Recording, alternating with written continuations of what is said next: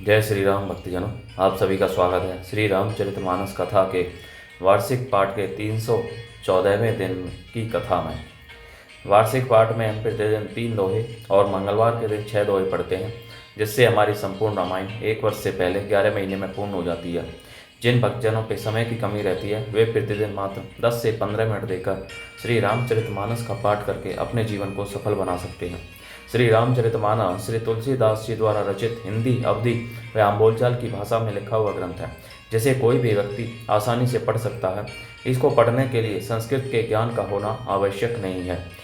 इसी कारण इस ग्रंथ को जनमानस का ग्रंथ भी कहते हैं, क्योंकि इसे कोई भी व्यक्ति आसानी से पढ़ सकता है। तो इसलिए आप सभी से अनुरोध है कि आज से ही श्री रामचरितमानस का पाठ आरंभ कीजिए। साथ ही साथ अपने बड़े बूढ़ों, बुजुर्गों, सगे संबंधियों, मित्रजनों को भी श्री रामचरितमानस का पाठ करने के लिए कहिए, जिससे वे भी अपने जीवन को सफल बना सकें। श्री रामचरितमानस का पाठ करने से हम अपने दैनिक जीवन में आने वाली कठिनाइयों को आसानी से पार करते हुए, सुख व दुख को समान समझते हुए अपने जीवन को सफल बना सकते हैं और इस मनुष्य जीवन को सफल कर सकते हैं। बोलो जय श्री रामचंद्र की जय। श्री रामचरितमानस का पाठ करने से पूर्व हम शिव शंकर, भोलेनाथ, पार्वती माता को प्रणाम व आह्वान करते हैं कि वे भी हमारी श्री रामचरितमानस में सम्मिलित हों और हमें अपना आशीर्वाद प्रदान करें। तत्पश्चात सभी देव देवताओं, सभी गुरुजनों को प्रणाम व आह्वान करते हैं कि वे भी हमारी श्री रामचरितमानस में सम्मिलित हों। तो शुरू करते हैं आज की कथा। बारंबार सैकोप मुनि करई निरूपण ज्ञान, मैं अपने मन बैठ तब करूं विविधि अनुमान। मंगल भवनीय मंगलहारी, द्रवौ सदशरथ अजर बिहारी। मुनि बार बार क्रोध सहित ज्ञान का निरूपण करने लगे। तब मैं बैठा बैठा अपने मन में अनेकों प्रकार के अनुमान करने लगा। क्रोध की द्वैत बुद्धि बिनु, द्वैत की बिनु अज्ञान। माया बस परिचिन्न जड़ जीव की ईस समान। मंगल भवनीय मंगलहारी, द्रवौ दशरथ अजर विहारी। बिना द्वैत बुद्धि के क्रोध कैसा और बिना ज्ञान के क्या द्वैत बुद्धि हो सकती है। माया के वश रहने वाला परिचिन्न जड़ जीव क्या ईश्वर के समान हो सकता है। कबहू की दुख सब कर हित ताके, ते ही की दरिद्र परस मनी जाके। परद्रोही की होई निशंका, कामी पुनि की रही कलंका। सबका हित चाहने से क्या कभी दुख हो सकता है। जिसके पास पारसमणि है उसके पास क्या दरिद्रता रह सकती है। दूसरे से द्रोह करने वाले क्या निर्भय हो सकते हैं और कामी क्या कलंक रहित बेदाग रह सकते हैं। वंश की रह द्विज अनहित कीने, कर्म की होई स्वरूप ही चीने। काहू सुमति की खल संग जामी, शुभ गति पाव की परित्रिय गामी। ब्राह्मण का बुरा करने से क्या वंश रह सकता है। स्वरूप की पहचान आत्मज्ञान होने पर क्या आसक्ति पूर्वक कर्म हो सकते हैं। दुष्टों के संग से क्या किसी की सुबुद्धि उत्पन्न हुई है, पर स्त्रीगामी क्या उत्तम गति पा सकता है। भव की परे परमात्मा बिंदक, सुखी की होहि कब हूँ हरि निंदक। राजो की रही नीति बिनु जाने, अग की रही हरि चरित बखान। परमात्मा को जानने वाले कहीं जन्म मरण के चक्कर में पड़ सकते हैं। भगवान की निंदा करने वाले कभी सुखी हो सकते हैं। नीति बिना जाने क्या राज्य रह सकता है। श्री हरि के चरित्र वर्णन करने पर क्या पाप रह सकते हैं। पावन जस की पुण्य बिनु होई, बिनु अग अजस की पावई कोई। लाभो की किछु हरि भगति समाना, जे ही गावे श्रुति संग संत पुराना। बिना पुण्य के क्या पवित्र यश प्राप्त हो सकता है। बिना पाप के भी क्या कोई अपयश पा सकता है। जिसकी महिमा वेद, संत और पुराण गाते हैं, उस हरि भक्ति के समान क्या कोई दूसरा लाभ भी है। हानि की जग एहि सम किछु भाई, भजिए ने राम ही नर तनु पाई। अग की पिसुनता सम कछु आना, धर्म की दया सर से हरि जाना। हे भाई, जगत में क्या इसके समान दूसरी भी कोई हानि है कि मनुष्य का शरीर पाकर भी श्री राम जी का भजन नहीं किया जाए। चुगलखोरी के समान क्या कोई दूसरा पाप है, और हे गरुड़ जी, दया के समान क्या कोई दूसरा धर्म है। यही विधि अमिति जुगुति मन गुणऊ, मुनि उपदेश ने सादर सुनऊं, पुनि पुनि सगुन पक्ष में रोपा, तब मुनि बोले ऊ वचन से कोपा। इस प्रकार मैं अनगिनत युक्तियां मन में विचारता था और आदर के साथ मुनि का उपदेश नहीं सुनता था। जब मैंने बार बार सगुन का पक्ष स्थापित किया, तब मुनि क्रोध युक्त वचन बोले। मूढ़ परम सिख देहूँ ने मानसी, उत्तर प्रति उत्तर बहु आनसी, सत्य वचन विश्वास ने करही, बायस ईव सभी ते डरही। अरे मूर्ख, मैं तुझे सर्वोत्तम शिक्षा देता हूँ तो भी तू उसे नहीं मानता और बहुत से उत्तर प्रत्युत्तर दलीलें लाकर रखता है। मेरे सत्य वचन पर विश्वास नहीं करता, कोए की भांति सभी से डरता है। सठ स्व पक्ष तब हृदय विशाला, सैपदी होई पक्षी चंडाला, लीने श्राप में शीश चढ़ाई, नहीं कछु भय ने दीनता आई। अरे मूर्ख, तेरे हृदय में अपने पक्ष का बड़ा भारी हट है, अतः तू शीघ्र चांडाल पक्षी कौवा हो जा। मैंने आनंद के साथ मुनि के श्राप को सिर पर चढ़ा लिया, उससे मुझे न कुछ भय हुआ न दीनता ही आई। तुरत भयऊँ मैं काग तब पुनि मुनि पद सिरुनाई, सुमेरी राम रघुवंश मणि हर्षित चले उड़ाई, मंगल भवनीय मंगलहारी द्रवौ दशरथ अजर बिहारी। तब मैं तुरंत ही कौवा हो गया, फिर मुनि के चरणों में सिर नवाकर और रघुकुल श्रोमणि श्री राम जी का सिमरन करके मैं हर्षित होकर उड़ चला। उमा जे राम चरण रत विगत काम मद क्रोध, निज प्रभु मैं देखे ही जगत के ही, सन करे ही विरोध, मंगल भवनीय मंगलहारी द्रवौ दशरथ अजर बिहारी। शिव जी कहते हैं, हे उमा, जो श्री राम जी के चरणों के प्रेमी हैं और काम अभिमान तथा क्रोध से रहित हैं, वे जगत को अपने प्रभु से भरा हुआ देखते हैं, फिर वे किससे वैर करें। सुनु खगे से नहीं कछु ऋषि दूषण, उर प्रेरक रघुवंश विभूषण, कृपा सिंधु मुनि मति करी भोरी, लीन ही प्रेम परीक्षा मोरी। काकभूषुंड जी ने कहा, हे पक्षीराज गरुड़ जी, सुनिए, इसमें ऋषि का कुछ भी दोष नहीं था। रघुवंश के विभूषण श्री राम जी ही सबके हृदय में प्रेरणा करने वाले हैं। कृपा सागर प्रभु ने मुनि की बुद्धि को भोली करके अर्थात बुलावा देकर मेरे प्रेम की परीक्षा ली। मन वच क्रम मोहि निज जन जाना, मुनि मति पुनि फेरी भगवाना, ऋषि मम महत शीलता देखी, राम चरण विश्वास विशेषी। मन वचन और कर्म से जब प्रभु ने मुझे अपना दास जान लिया, तब भगवान ने मुनि की बुद्धि फिर पलट दी। ऋषि ने मेरा महान पुरुषों का सा स्वभाव, धैर्य, अक्रोध, विनय आदि और श्री राम जी के चरणों में विशेष विश्वास देखा।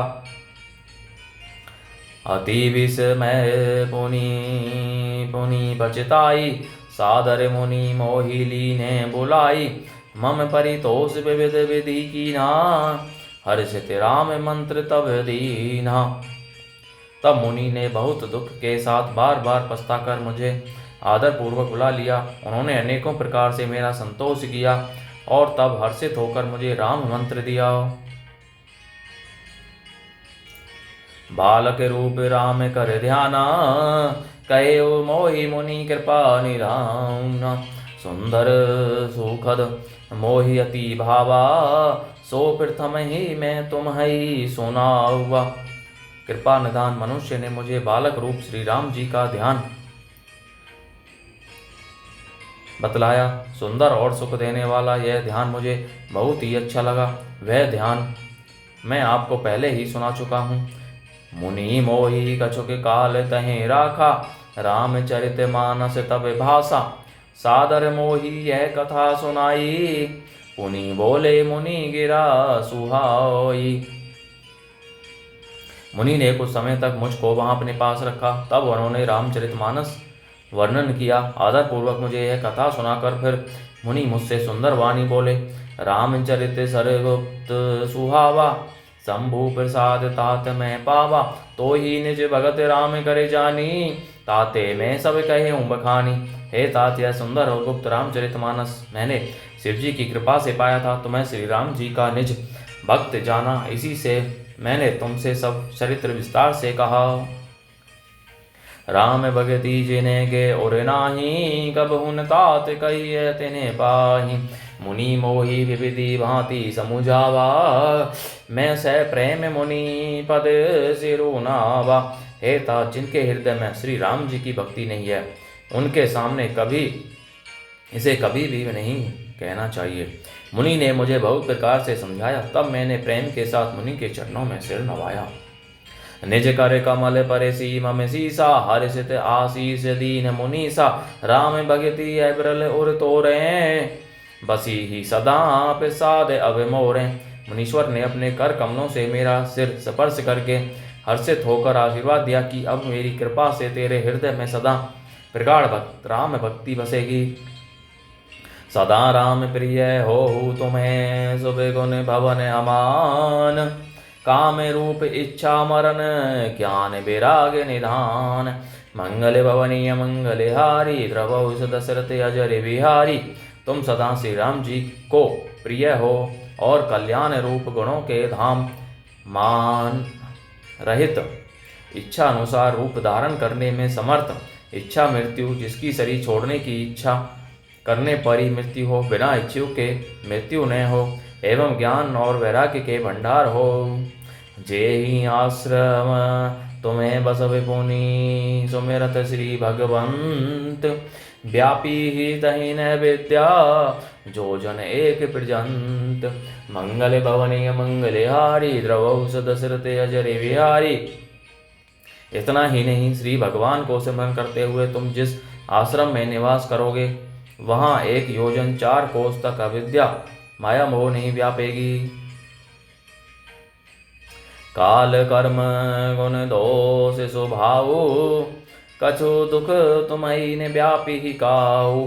राम रहस्य ललित विधि नाना, गुप्त प्रकट इतिहास पुराण। काल कर्म गुण दोष और स्वभाव से उत्पन्न कुछ भी दुख तुमको नहीं व्यापेगा। अनेकों प्रकार के सुंदर श्री राम जी के रहस्य, गुप्त मर्म के चरित्र और गुण, जो इतिहास और पुराणों में गुप्त और प्रकट हैं, वर्णित और लक्षित हैं। बिनु श्रम तुम्हें जानब सब सोऊ, नित्य नवीन हे राम पद हो। जो इच्छा करी हूँ मन माही, हरि प्रसाद कछु दुर्लभ नाही। तुम उन सबको भी बिना ही परिश्रम जान जाओगे। श्री राम जी के चरणों में तुम्हारा नित्य नया प्रेम हो। अपने मन में तुम जो इच्छा करोगे, श्री हरि की कृपा से उसकी पूर्ति कुछ भी दुर्लभ नहीं होगी।